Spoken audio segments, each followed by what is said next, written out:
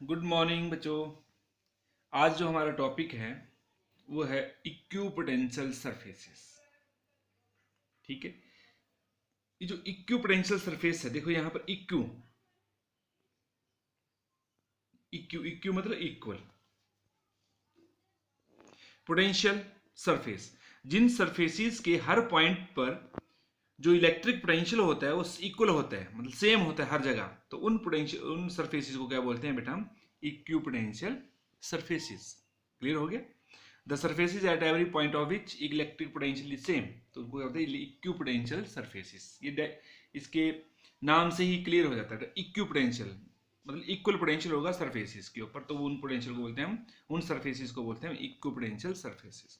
जैसे मान लो ये कोई सरफेस है बेटा, ठीक है, ये मान लो ये सरफेस है, वो भी कौन सा? इक्विपोटेंशियल सरफेस है। और मान लो एक ये पॉइंट है, एक ये पॉइंट है, ए पॉइंट, इसको ए पॉइंट है और दूसरा बी पॉइंट है, और इन दोनों के बीच का जो डिस्टेंस है वो मान लो डीएल, स्मॉल डीएल ही मान लिया।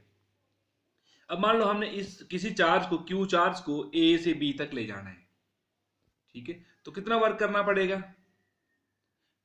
हमने पढ़ा है बेटा, जो वर्क डन पर यूनिट चार्ज होता है, वर्क डन पर यूनिट चार्ज किसके बराबर होता है? ए टू बी लें तो potential, electric potential at B minus electric potential at A, यही होता है। अब ध्यान देना यहाँ पर, जैसे मैंने यहाँ लिखा है W A B, work done पर यूनिट चार्ज कितना होता है? वी बी माइनस वी है, मतलब ए से बी तक ले जा रहे हैं तो potential at B minus potential at A. अब यहाँ पर जो इक्विपोटेंशियल सरफेस है, इसके हर पॉइंट के ऊपर पोटेंशियल क्या है? सेम। ए पॉइंट के ऊपर भी हमने वी ए माना है, बी के ऊपर वी बी, लेकिन सेम होगा तो इसका मतलब क्या हुआ कि V A is equal to V B. अगर इक्विपोटेंशियल सरफेस है तो दोनों ही पॉइंट के ऊपर पोटेंशियल सेम होगा। जब हम यहाँ पर चाहे वी बी को वी ए लिख लो, चाहे वी ए को वी बी लिख लो, तो कितना बन जाएगा? ये work done from A to B per unit charge is equal to V B minus V B, zero. तो वर्क डन कितना, क्यू उधर जाएगा तो वर्क डन कितना आ जाएगा बेटा हमारे पास? जीरो। तो ध्यान देना है, इक्विपोटेंशियल सरफेस के ऊपर किसी भी चार्ज को, चाहे वो एक यूनिट हो चाहे वो क्यू चार्ज हो, क्यू को उधर तब भी जीरो होगा, तो किसी भी चार्ज को एक पॉइंट से दूसरे पॉइंट तक ले जाने के लिए कितना वर्क होता है बेटा? जीरो वर्क होता है। मतलब no work has to be done to move a given charge, to move a unit charge, to move a given charge from one point to other point on equipotential surfaces. अब हमें यह पता लगे कि work done zero होता है। जैसे ये है work done from A to B q is equal to इजे। अब मान लो बेटा वर्क डन का हमने क्या निकालना, मान लो ये स्मॉल डिस्टेंस है डीएल है, तो वर्क डन कितना आता है? हमने पढ़ा एफ डॉट डीएस डीएक्स। अब डिस्टेंस को क्या ले रहे हैं हम? डीएल, इतना वर्क होगा बेटा। तो यहां पर डब्ल्यू ए बी का क्या भरेंगे हम? एफ डॉट डीएल बटे क्यू बराबर है, ये तो कितना है बेटा? क्योंकि दोनों पोटेंशियल सेम है तो जीरो आएगा। अब बेटा अब फोर्स अपॉन चार्ज, फोर्स पर चार्ज क्या बन जाएगा? Electric field E dot DL, इसको हम ऐसे लिखते हैं, मतलब E dot DL is also force, मतलब ई तो फोर्स है, मतलब फोर्स ऑन यूनिट चार्ज, और ई डी एल भी वर्क डन ही है, लेकिन वो एक यूनिट चार्ज के लिए वर्क है बेटा। लेकिन वर्क कितना होता है? चाहे एक यूनिट चार्ज हो चाहे कोई भी चार्ज हो, ठीक है, तो उसके लिए जो वर्क डन होता है ऑन इक्विपोटेंशियल सरफेसेस कितना होता है? जीरो। तो ई डॉट डी एल कितना आ गया? जीरो। इन दोनों डॉट प्रोडक्ट क्या होता है? A dot B, A B cos of theta, मतलब E D L cos of theta is equal to zero. अब ई इलेक्ट्रिक फील्ड है ही है यहाँ पे, डी एल ये लेंथ है, ये भी जीरो नहीं है, तो क्या जीरो होगा फिर? Cos of theta. Cos of theta is equal to zero. अब थीटा का, कॉस थीटा की वैल्यू कौन सी जीरो? जब थीटा 90 डिग्री होता है, 90 डिग्री। मतलब इसका मतलब क्या हुआ कि जो इलेक्ट्रिक फील्ड लाइंस होती हैं वो डीएल के ऊपर क्या है? परपेंडिकुलर है। अब डीएल कहाँ है बेटा? ये, तो इस देखिए इस, और ये लाइन कहाँ लाई करी? On equipotential surface. इसका मतलब जो इलेक्ट्रिक फील्ड लाइंस होती हैं they are perpendicular to equipotential surfaces. तो यहां से ये क्लियर हो गया, electric field lines are always perpendicular to equipotential surfaces, या equipotential surface electric field lines के ऊपर क्या होगा? हमेशा ही परपेंडिकुलर होगा। क्लियर हो गया? अब बेटा ध्यान देना, जैसे फॉर ए पॉइंट चार्ज, कोई पॉइंट चार्ज है क्यू, उसके लिए इलेक्ट्रिक पोटेंशियल कितना होता है? V इज इक्वल टू, हमने पढ़ा हुआ है ये, Q upon 4 pi epsilon not R। ठीक है, अब चार्ज से बराबर दूरी पे R, बराबर दूरी पे डिस्टेंस ले रहे हैं हम, मतलब R कांस्टेंट है। R क्या कर दिया हमने? कांस्टेंट। तो Q अब गिवन चार्ज है, जब चार्ज एक बार लेते तो V कांस्टेंट है, 1 अपॉन 4 एप्सिलॉन वो भी कांस्टेंट, तो V क्या हो गया बेटा? कांस्टेंट। मतलब कांस्टेंट मतलब सेम हो। तो चार्ज से बराबर दूरी पे जितने भी पॉइंट आएंगे उनमें पोटेंशियल क्या होगा? कांस्टेंट होगा। ठीक है, चार्ज से बराबर दूरी पे जितने पॉइंट्स होंगे वो क्या बना, एक पॉइंट चार्ज से जितनी भी बराबर दूरी पे पॉइंट्स होंगे वो एक स्फीयर बनाएंगे। ठीक है, तो उन जो स्फेयर होगा उसके सरफेस के ऊपर जितने पॉइंट होंगे वहां उन जितने भी पॉइंट होंगे वहां पर पोटेंशियल क्या होगा बेटा, एक सरफेस के ऊपर कांस्टेंट होगा। क्लियर। तो पॉइंट चार्ज के लिए जो स्फेरिकल सरफेस होते हैं, ये इक्विपोटेंशियल सरफेस होते हैं, वो वो क्या होते हैं बेटा, इक्विपोटेंशियल सरफेस, क्योंकि उसके हर पॉइंट के ऊपर पोटेंशियल क्या होता है, इक्वल। अब तो इस तरह चलते हैं बेटा कि एक पॉइंट चार्ज के लिए ऐसे, ठीक है, कंसेंट्रिक स्फेयर। हाँ, अलग अलग सरफेस के ऊपर से अलग अलग होगा, लेकिन एक सरफेस के ऊपर जितने भी पॉइंट होंगे उनके ऊपर क्या होगा बेटा, क्योंकि चार्ज अगर सेंटर में है तो उसके हर सरफेस के ऊपर, हर पॉइंट के ऊपर क्या होगा, पोटेंशियल सेम होगा। हाँ, चार्ज से जो दूर जाते जाएंगे तो पोटेंशियल की वैल्यू क्या होती जाएगी बेटा, घटती जाएगी, और इलेक्ट्रिक फील्ड भी क्या होती जाएगी, वहां पर घटती जाएगी इलेक्ट्रिक। ठीक है, अब इलेक्ट्रिक फील्ड अगर पॉजिटिव चार्ज है तो इलेक्ट्रिक फील्ड की डायरेक्शन होती है रेडियली आउटवर्ड्स, हमने पढ़ा हुआ है।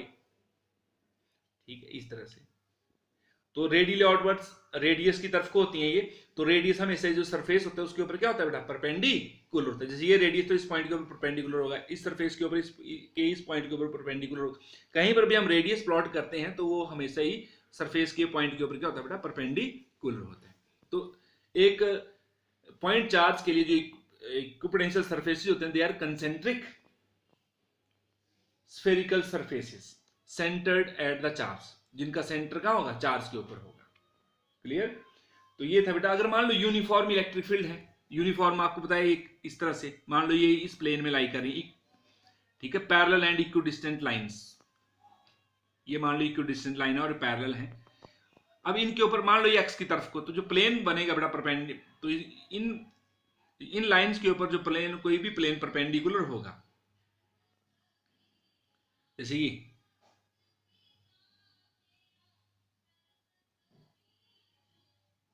ये क्या बन जाएंगे, इक्विपोटेंशियल सरफेस होंगे। तो इक्विपोटेंशियल सरफेस होंगे, अगर इलेक्ट्रिक फील्ड लाइंस यूनिफॉर्म है और मान लो ये एक्स की तरफ को है, तो ये जो प्लेन होगा ये कौन सी तरफ होगा बेटा, वाई जेड प्लेन के पैरेलल होगा।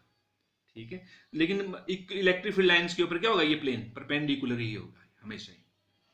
इलेक्ट्रिक फील्ड लाइन इधर रखूंगी तो ये कौन सा प्लेन में लगेगा, वाई जेड प्लेन में। जैसे मान लो इलेक्ट्रिक फील्ड लाइन जैसे हैं, ये जो पेन है ये, अब ये जो मेरे हाथ हैं ये क्या सरफेस बताएंगे, बता रहे हैं। अब आगे ऐसे सरफेस इलेक्ट्रिक फील्ड लाइंस की तरफ को ये ऐसे, ठीक है, ये इलेक्ट्रिक फील्ड लाइंस के ऊपर इक्विपोटेंशियल सरफेस है, दे आर परपेंडिकुलर होते हैं। जैसे ये मान लो ये जो मार्कर है, ठीक है, ये इलेक्ट्रिक फील्ड लाइंस को शो कर रहा है, सपोज करो एक, तो जो मेरे हाथ हैं ये क्या शो करेंगे, इक्विपोटेंशियल सरफेस को फॉर यूनिफॉर्म इलेक्ट्रिक फील्ड। और ये किसके, कौन से प्लेन के पैरेलल होंगे बेटा, वाई जेड प्लेन के पैरेलल होंगे, अगर electric field along x axis होगी। क्लियर। और ये है बेटा, अब बेटा प्रॉपर्टीज ऑफ इक्विपोटेंशियल सरफेसेस। ठीक है, तो हमने देखा बेटा पहली तो वही आ जाएगी, work done on moving a charge, work done in moving a charge on equipotential surface is equal to 0, मतलब no work has to be done to move a test charge from one point to another point on equipotential surface. और दूसरी क्या है बेटा, उसकी property की जो electric field lines होती हैं वो इक्विपोटेंशियल सरफेस के ऊपर क्या होती हैं, परपेंडिकुलर होती हैं, मतलब electric field lines are perpendicular to equipotential surfaces. और जो तीसरा बेटा, जैसे हमने कोई चार्ज पढ़ा, जैसे ये पॉजिटिव चार्ज है मान लो, अब जहां आपको पता है कि इलेक्ट्रिक फील्ड लाइंस क्या होती हैं, जहां चार्ज के क्लोज क्या होती हैं, चार्ज के क्लोज, जैसे हमने इलेक्ट्रिक फील्ड पढ़ी है, E is equal to Q upon 4 pi epsilon nought R square. R कम होगा तो इलेक्ट्रिक फील्ड ज्यादा होगी, तो चार्ज के नजदीक इलेक्ट्रिक फील्ड स्ट्रांग होती है, तो इक्विपोटेंशियल सरफेस होते हैं, दे आर क्लोजर। ठीक है, जहां पर इलेक्ट्रिक फील्ड स्ट्रांग होगी वहां पर इलेक्ट्रिक फील्ड, जो इक्विपोटेंशियल सरफेसेस होते हैं जो कंसेंट्रिक स्फीयर में चलेंगे, और चार्ज कहां लाई करेगा, सेंटर में। ठीक है, कंसेंट्रिक जो सरफेसेस, स्फीयर के जो सरफेसेस होते हैं वो रिप्रेजेंट करते हैं equipotential surface for a point charge, तो वो क्लोज होंगे। लेकिन जैसे दूर जाते जाएंगे तो इलेक्ट्रिक फील्ड की वैल्यू भी क्या होती है बेटा, घटती जाएगी, तो इक्विपोटेंशियल सरफेसेस के बीच का डिस्टेंस भी क्या होता जाएगा, दूर दूर बढ़ता जाएगा। ठीक है, तो equipotential surfaces are closer in region where strong electric field is strong and they are far apart where electric field is weak. जहां पे वीक होगी तो इक्विपोटेंशियल सरफेसेस के बीच का डिस्टेंस दूर दूर, ज्यादा दूर होंगे मतलब।